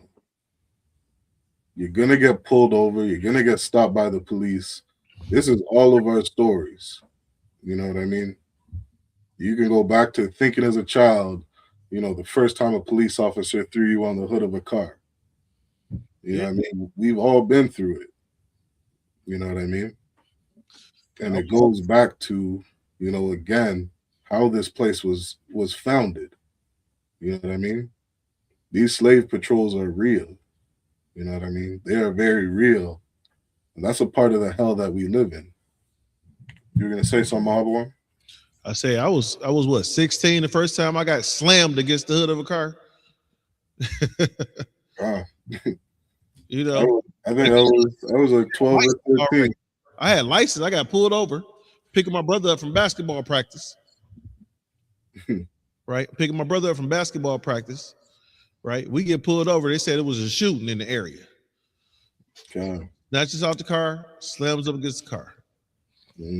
Like, now understand, when they pull you out the car, they handcuff you immediately. Right, so they handcuff me and my younger brother. Remember, I'm the oldest. So if I'm 16 at the time, he's either 15 or turning 15. Right, so they grab us out the car, slam us up against, you know, handcuffs and slam us up against the car, search the car. What you looking for? Right, you got two kids in their parents' car. You ask for the license, registration, proof of insurance. You got all that. I had an officer tell me, you look too young to be driving. Not according to these licenses. They said you could get them at 16. Hey, pull up the a good time to pull up that video, the on the brother from Target. Yeah, you know I mean, see what these ICE agents did to a little child.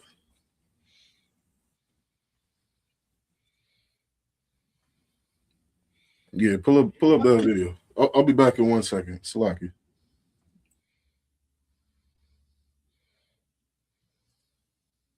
Something I can look and see. I'm not a U.S. citizen.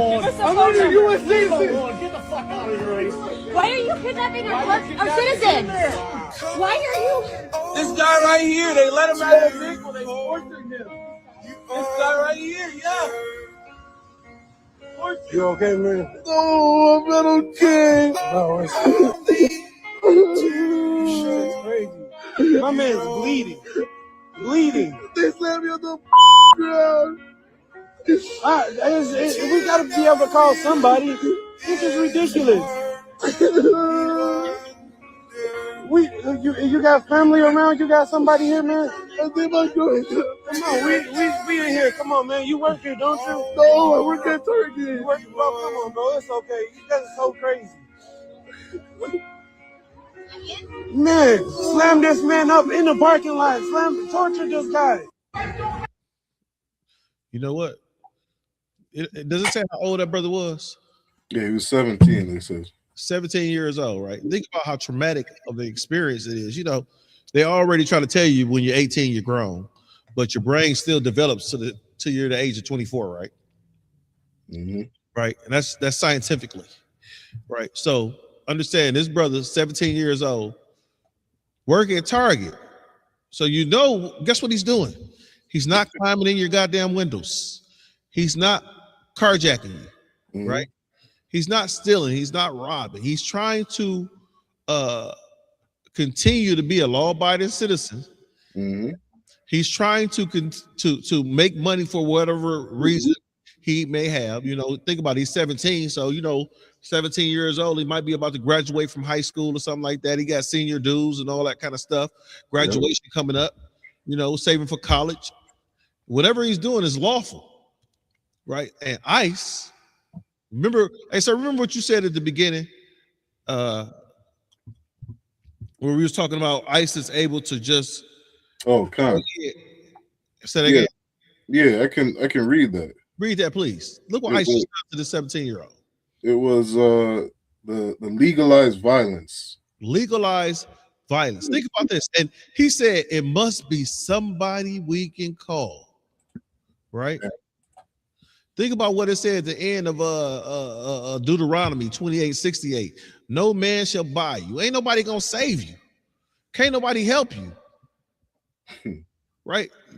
They couldn't do nothing to help this 17-year-old boy, but stand back and watch them get beat up and slammed by these individuals that's protected because their ICE representatives. God.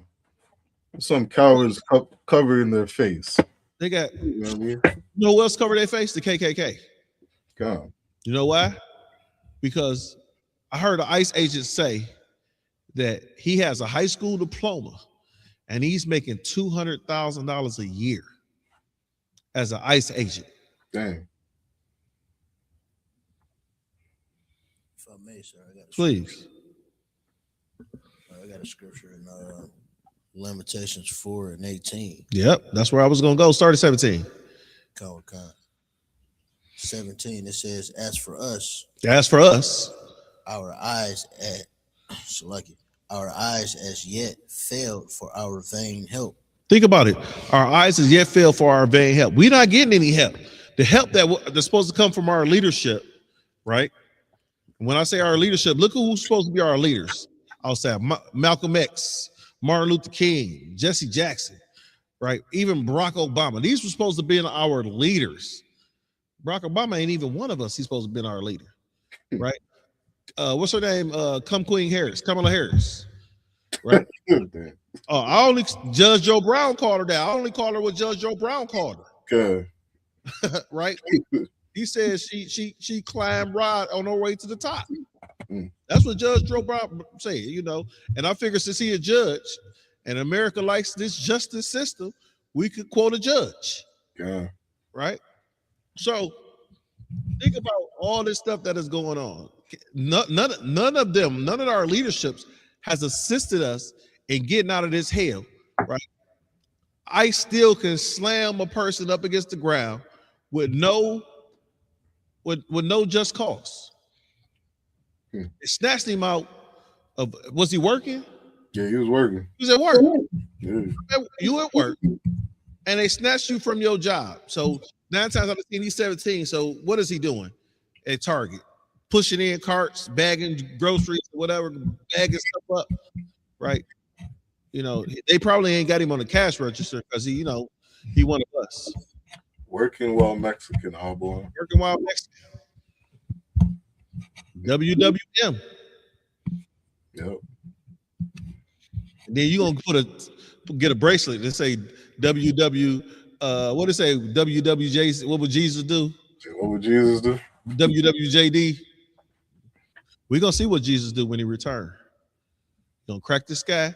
He's gonna kick some ass. A lot of ass. It said that he's gonna do so much unaliving that his clothing is gonna look like it was dipped in blood. The vesture dipped in blood. His clothing is gonna look like they dipped it in blood. Right? He's gonna start with those who pierced his side.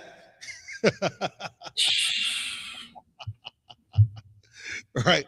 I'm gonna start with these folks first. You got something? Pull up, just for time's sake, pull up the article from Time. I wanted to get into the Texas Rangers a little bit, but we just read the introduction, because these are other, again, organized groups, that terrorized our people. Lucky, sir. Can you send it to production? You got to send it, sir. Okay. Well, I thought what was heavy about that video, if I may. Yeah, go ahead. Is that at the end there, you got a brother there, and the empathy hearing that brother voice for what he just went through. That's what's going, like the oppression that's coming down. The after effects and that oppression, that empathy is what's going to bring us back together, and that's what the Lord is doing.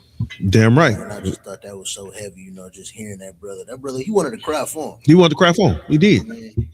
Look, that's why I got my glasses on. You can't see the tears in my eyes. Yeah. My eyes got watery when you see this brother. Think about it. He said he wasn't doing nothing but working, man. And how I can empathize with the brother, because think about this. I remember backing on my driveway, driving to school and get pulled over by the police. Right? Yeah. As soon as I got out my driveway, they pulled me over. Why are you pulling me over and I'm backing out the driveway? I ain't breaking no speed limits. You know what he asked me? It's 6:30 in the morning. Where the hell you going? To school. Yeah. To school. It's 6:30 in the morning. God. Hey, sir, real quick. Yep. Hey, the Texas Rangers are a legendary statewide law enforcement agency unofficially formed in 1823 by Stephen F. Austin and formally constituted in 1835. They evolved from a volunteer militia protecting the frontier into the primary investigative arm of the modern Texas Department of Safety. Their history is complex narrative of bravery and effectiveness in bringing law and order to the frontier, but also includes a controversial past involving violence and racial bias against Native Americans and Mexican communities. God, that's a perfect understanding. There was if you go and you look up the history of these slave patrols, you see them being formed by the state. The state wanting to enforce and keep their slaves in line. You know what I mean? And then wanting to keep their slaves in line, some states they would have given uniforms to the slave catchers, the slave patrols. Some states maybe they weren't so organized. Other states would have looked at what other states were doing and said, "Oh, those are good ideas." You know what I mean? And they armed these slave patrols, and they did it, with with an agenda in mind to keep the slaves in order, to keep blacks, Hispanics, and indigenous in their place. So you couldn't just walk out on the street as a slave and not be questioned about where you're going and what you're doing. You know what I mean? You don't have freedom inside of America to be able to just do what you want. What did that officer ask you, Ahabawan? Where are you going at 6:30 in the morning? Yes, sir. Like you would want to think rationally. Why the fuck are you asking me that question? I can do what I want. You know what I mean? Who cares where I'm going? And this is how you see black men get shot. Because you believe you're free. You believe that you have rights, that you have the right to stand up for yourself. Look at that the 17-year-old brother. He's yelling out, "I'm a US citizen." As if that gives you the right not to get your ass beat by a police officer. It doesn't. You know what, sir? What I think, even if he would have complied, they would have still whooped his ass. Yeah. Because that's what they were there for. Come on. We're here to whoop some ass. Yeah, we know you're a U.S. citizen, but take this. Come on. Yep. Read that. Read the first part of that article, Carl, and then we'll close with the class. It's long past we recognize all the Latinos killed at the hands of the police. In January 1918, as the people of Provenir, Texas slept, a group of Texas Rangers, U.S. Army cavalry soldiers, and Anglo ranchers invaded the town. They abducted 15 Mexican men and boys, took them to the nearby hill overlooking a river, and shot them from 3 feet away. Now, think about this. Ahabawan just read that these were supposed to be. What were they? What was those words you used, Ahabawan? They were stand up. Department of Safety. The history is complex narrative of bravery and effective in bringing law and order to the frontier. So these were brave men that brought law and order. These brave men that brought law and order, they abducted how many children or how many men and women? 15. 15 men and boys. Abducted. These brave men that apparently, uphold the law, they themselves abducted people. Sound like us. All right. Keep reading, Carl. Count out of Wakanda says the rest of the villagers sought refuge in Mexico. Days later, the executioners burned what was left of the town. They claimed, without proof, that their victims had been connected to a recent raid at the nearby Bright Ranch. That's every story that we hear. You got no evidence that we're supposed to be, innocent until proven guilty.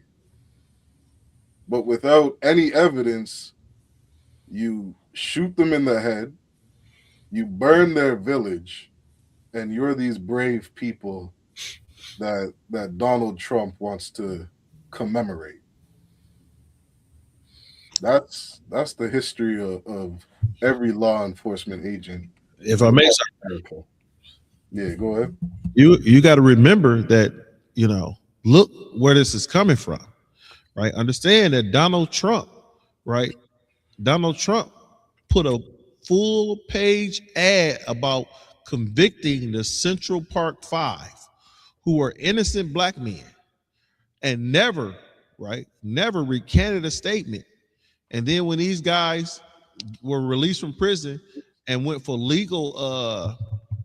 legal pursuit against them to sue Donald Trump, he was already president. As an acting president, you can't sue an acting president. If I may. Yep, go ahead.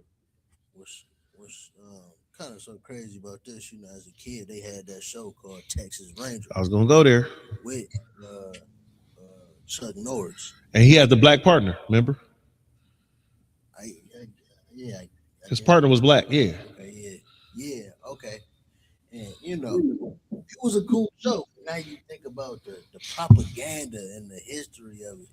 Like that was the whole point of that. Mm-hmm. Propagandize that history and the just right over it with just Hollywood and cinematics. Yeah, it's designed to how do you say that when you want to? It's like de-escalating, right? It's designed so that it'll nullify or numb the emotion behind it, so you can see them in a different path. They do it all the time, right? They are looked at as you see these little white assassins that go shoot these schools up, right? And the first thing they want to say is he has mental problems. So now what they're trying to do is, I forget the word, when they try to basically bring down or ease the pain. I know what what's that word? Right. Pacify. Yeah. They try to pacify you, right? And with them pacifying it, now you done brought it down. They don't hurt so much. Now they could go ahead and instead of giving this little monster, 20 life prison sentences, oh yeah, we just gonna give him probation. Mm-hmm. Hey, sir, we a little over the time. You want to take us out? Yep. Again, Thwada for everybody tuning in. Shout out Barack, and Jen as well. All right, that's my mom checking in. Oh, shalom, sis. Yep, shalom, sis. Shema Thamba Shema Shai. To the brothers, Shema Shabrakatha. Another Monday night history class. Pay your Passover fee. Right, we got the Lord's Passover coming up. Make sure you pay your Passover fee. Be down there. And tomorrow, do not miss Kapadar's scripture breakdown.